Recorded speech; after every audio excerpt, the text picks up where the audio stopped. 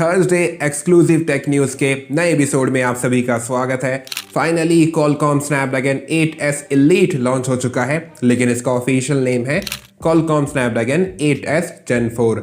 इसको आप Qualcomm Snapdragon 8 Gen 3 का छोटा भाई कह सकते हो। कुछ मामलों में उसके जैसा है, कुछ मामलों में उससे थोड़े पीछे है, कुछ मामलों में उससे थोड़ा सा बेहतर है, लेकिन ये प्रोसेसर बहुत ही मस्त है। बहुत सारे स्मार्टफोन ब्रांड्स अपने स्मार्टफोन्स को अनाउंस करना शुरू कर दिए हैं इस प्रोसेसर के साथ, लेकिन हम इंडिया की बात करें तो इंडिया में सबसे पहले पोको F7 आ जाएगा मई के महीने के आसपास तक। फिर उसके बाद जून के महीने के आसपास हमारी शिवी आ जाएगी, Xiaomi 15 शिवी।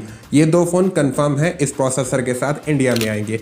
और भी बहुत सारे स्मार्टफोन्स है यार, मैं लिस्ट आपको दिखा दूंगा। और जैसे जैसे साल खत्म होने के कगार पे पहुंचेगा ये प्रोसेसर और भी बहुत अच्छे प्राइस पे मिलने लग जाएगा।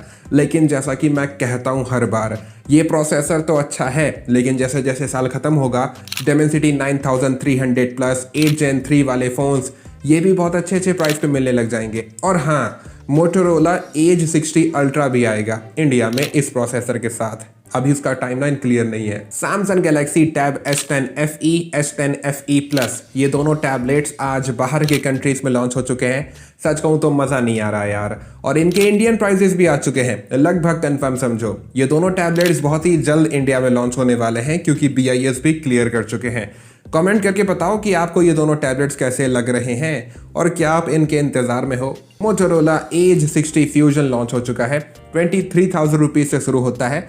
देखो यार, अपने प्राइस के हिसाब से ये चीज़ें बहुत अच्छी अच्छी दे देता है, लेकिन जैसा इस फ़ोन का स्टाइल है, अगर उसको ध्यान में रख के कहूँ, अगर मैं आपकी जगह होता तो नथिंग फ़ोन 3A मैं खरीदता, क्योंकि भाई ज़्यादा दूर भी नहीं है और वो थोड़ा सा बेहतर लगता है मुझे। लेकिन ये फ़ोन भी बहुत अच्छा है, अगर खरीदना चाहते हो तो बहुत अच्छा वैल्यू दे रहा है। देखो यार, मैं हमेशा कहता हूँ अपने प्रायोरिटीज़ को मत भूलना। जो तुम्हारी ज़रूरतें हैं मेरे दोस्त, उस हिसाब से ही फैसले लो।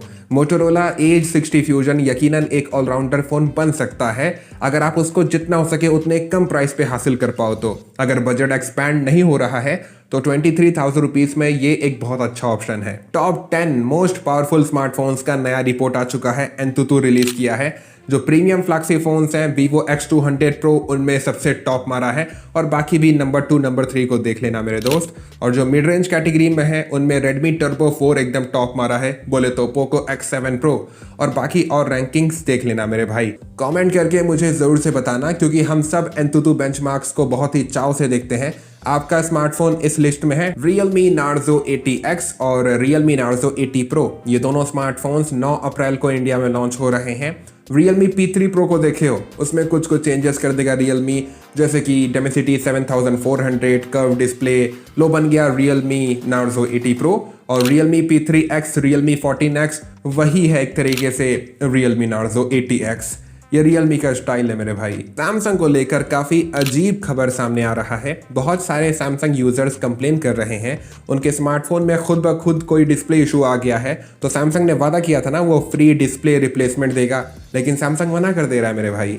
कई बंदे रिक्वेस्ट कर रहे हैं, परेशान भी हैं, लेकिन कोई ये खबर को कवर नहीं कर रहा है। जैसा कि मेरे भाई मैंने कहा था, Realme GT7 में Dimensity 9400 प्लस प्रोसेसर होगा, Realme अनाउंस कर दिया है। लेकिन मैं ये देखना चाहता हूँ क्या Realme वो पहला ब्रांड बन पाएगा इस प्रोसेसर के साथ सबसे पहले अपने फ़ोन को लॉन्च करने वाला, क्योंकि 10 अप्रैल को ओप्पो का इवेंट है, देखना होगा।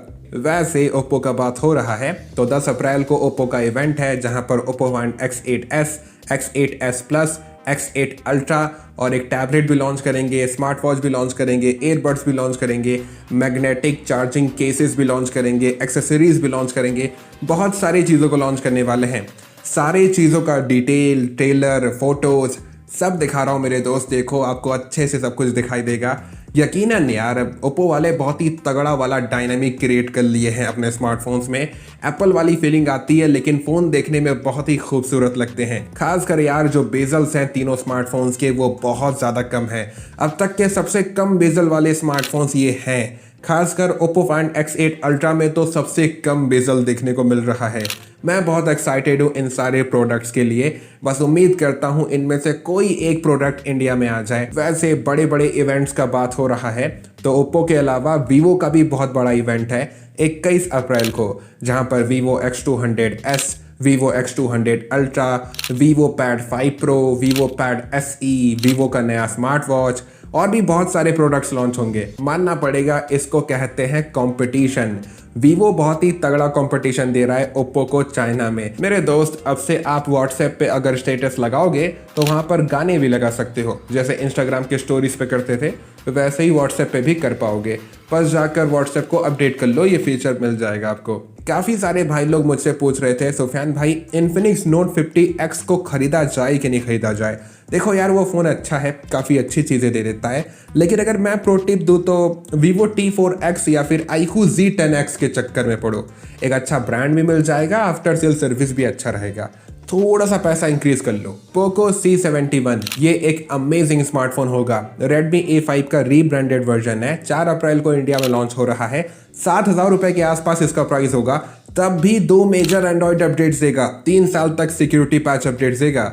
यकीनन जिनका बजट बहुत टाइट रहता है ये फोन भाई खरीदो, बहुत अच्छा वैल्यू दे रहा है। Vivo iQOO यूजर्स के लिए खुशखबरी, FunTouch OS 16 जो एंड्रॉइड 16 के ऊपर बेस्ड होगा वो काफ़ी कुछ हद तक ओरिजिन OS से इंस्पायर्ड होगा। मतलब ओरिजिन OS के बहुत हद तक फीचर्स को अपने अंदर ले आएगा, लुक्स को, लेआउट को, स्टाइल्स को, एनिमेशंस को, मतलब बहुत हद तक ओरिजिन OS जैसा होगा, जो कि बहुत ही राहत और खुशी की बात है। मेरे दोस्त, मेरे भाई, वीडियो अच्छा लग रहा है तो लाइक कर दो, चैनल को सब्सक्राइब कर दो। चाइना में Vivo S20 के बाद S21 सीरीज के फोन्स नहीं आएंगे। Vivo डायरेक्ट 30 नंबर पे कूदेगा, Vivo S30 सीरीज के फोन्स लेके आएगा, जिनमें से Vivo S30 मैंने बताया भी था कॉम्पैक्ट हो जाएगा, 6.3 इंच के आसपास स्क्रीन साइज होगा और उसमें पेरिस्कोप लेंस भी होगा 50 मेगापिक्सल का। प्रोसेसर में भी बहुत तगड़े अप्रोच लेगा Vivo। और Vivo S30 Pro में हम सब जानते हैं MediaTek Dimensity 9300 प्लस प्रोसेसर होगा।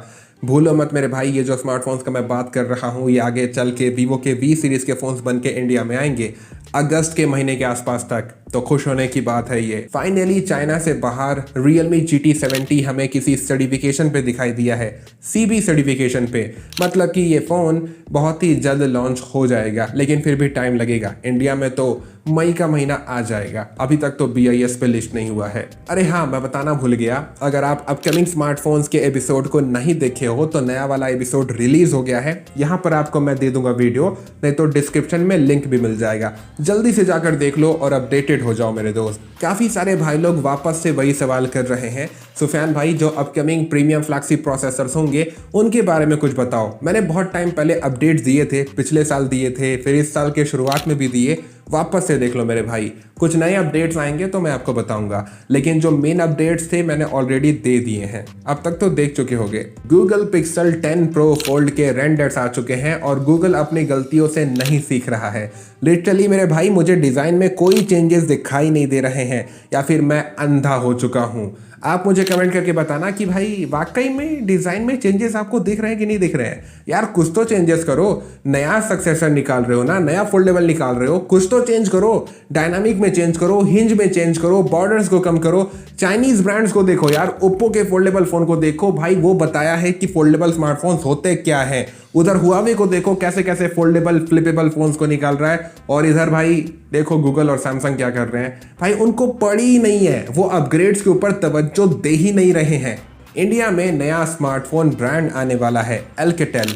इसको आप जानते होंगे, नहीं जानते? TCL ब्रांड के अंदर में ये इंडिया में आएगा और नए नए स्मार्टफोन्स को लॉन्च करेगा। आई होप एक अच्छा ऑप्शन क्रिएट हो, कंपटीशन क्रिएट हो, ताकि और हमें बेहतर स्मार्टफोन्स मिल सके। Alcatel से मुझे उम्मीदें हैं। Alcatel। अरे हाँ, बहुत सारे भाई लोग पूछ रहे थे, सुफियान भाई एसर अपने स्मार्टफोन्स को लॉन्च करने वाला था, उनका क्या हुआ? भाई मैंने आपको डिटेल्स बहुत पहले बता भी दिए थे, दिखा भी दिए थे एसर के कैसे स्मार्टफोन्स आने वाले हैं। अब रहा सवाल कि इन स्मार्टफोन्स का क्या हुआ, या फिर एसर के जो नए स्मार्टफोन्स आने वाले थे उनका क्या हुआ। ये राज भी उसी के साथ चला गया सर। जैसा कि मैं बहुत ही पुराने वक्त से बोलते हुए आ रहा हूं, सैमसंग अपने FE लाइनअप में एक फ्लिपेबल फोन को भी इंक्लूड करेगा। Samsung Galaxy Z Flip 7 FE के रेंडर्स आ चुके हैं, देख लो मेरे भाई। ये सस्ते में लॉन्च होगा, एक फ्लिपेबल फोन होगा। नहीं मेरे भाई, सस्ते से मेरा मतलब है सैमसंग के हिसाब से मैं सस्ते कह रहा हूं, नहीं तो ये बहुत ही महंगा फ्लिपेबल फोन होगा। मोटोरोला के फ्लिपेबल फोन्स बहुत ही वैल्यू फॉर मनी वाले होते हैं। फोन के नाम में ही बोल्ड यूज कर लिया है लावा ने, लावा बोल्ड 5G। काफी अच्छा फोन है, 11,000 रुपए इसका प्राइस है। काफ़ी अच्छी अच्छी चीज़ें दे देता है, लेकिन एक चीज़ मुझे खटक रहा है एंड्रॉयड 14। और लावा ने वादा किया है 2 मेजर एंड्रॉयड अपडेट्स देगा। टेक्निकली देखा जाए तो ये एक अपडेट हुआ ना, एंड्रॉयड 15 का अपडेट मिलेगा, फिर एंड्रॉयड 16 का मिलेगा। अगर एंड्रॉयड 15 जो चल रहा है उसके साथ रिलीज करते तो एंड्रॉयड 16 एंड्रॉयड 17 मिलता। तो मतलब क्या है ऐसे प्रमोशन करने का यार, एक तरीके से तो ये धोखा हो गया। Xiaomi 16 सीरीज के स्मार्टफोन्स को लेकर काफी नए नए अपडेट्स आ गए हैं। Xiaomi 16, Xiaomi 16 Ultra, ये दोनों स्मार्टफोन्स ग्लोबल मार्केट्स में आएंगे इंक्लूडिंग इंडिया, लेकिन Xiaomi 16 Pro नहीं आएगा, वो हर बार की तरह चाइना तक ही रहेगा। Xiaomi 16 सीरीज के फोन्स बॉर्डर लेस डिजाइन के साथ आएंगे, मतलब बेजल होगा ही नहीं, एकदम बॉर्डर तक स्क्रीन होगा। Xiaomi पूरी कोशिश करेगा सबसे और ज्यादा हटके डिजाइन क्रिएट करने का और बेजल लेस फोन क्रिएट करने का। बहुत ही लंबे वक्त के बाद OnePlus अपने नंबर सीरीज में T सीरीज का फोन लॉन्च कर रहा है। OnePlus 13T बहुत ही जल्द चाइना में लॉन्च हो जाएगा। OnePlus Ts करना शुरू कर दिया है। फ़ोन ऐसा दिखाई देगा, मैंने आपको एक हफ्ते पहले दिखाया भी था। और मुझे सच कहूँ तो यार इस फ़ोन का डिज़ाइन देखकर Xiaomi के पुराने स्मार्टफोन्स का याद आ रहा है। डिज़ाइन नया नहीं है लेकिन देखने में अच्छा लग रहा है, थोड़ा सा हटके है आजकल के स्मार्टफोन के डिज़ाइन से, और ख़ास के वो सर्कुलर कैमरा डिज़ाइन से तो बहुत बेहतर ये डिज़ाइन है। मुझे ये स्मार्टफोन देखने में बहुत अच्छा लग रहा है। आपके भाई ने कॉन्सेप्ट डिज़ाइन भी बनाया था। जैसा कि मेरे दोस्त, मैं 2024 में कई बार आपको बताया था, 2025 के फर्स्ट क्वार्टर के आसपास वीवो अपने मिक्स रियलिटी हेडसेट को शोकेस कर देगा। उसने कर दिया मेरे भाई, देख लो ऐसा दिखाई देता है। एप्पल के विजन प्रो को देखे हो, समझ लो ये भी वही काम करेगा। एक तरफ सैमसंग भी लगे पड़ा है, अब तो वीवो भी बना रहा है, Xiaomi का भी काम चल ही रहा है, और ओप्पो भी अपने मिक्स रियलिटी हेडसेट के ऊपर काम कर रहा है। वैसे वीवो का ये जो मिक्स रियलिटी हेडसेट है 2026 में कमर्शियली अवेलेबल हो जाएगा। अभी तक जितना भी वीडियो आप देखे थे Oppo Find X8 से 1080p 60 fps पे मैंने रिकॉर्ड किया था, लेकिन अब Poco X2 1080p 60 fps पे कर रहा हूँ।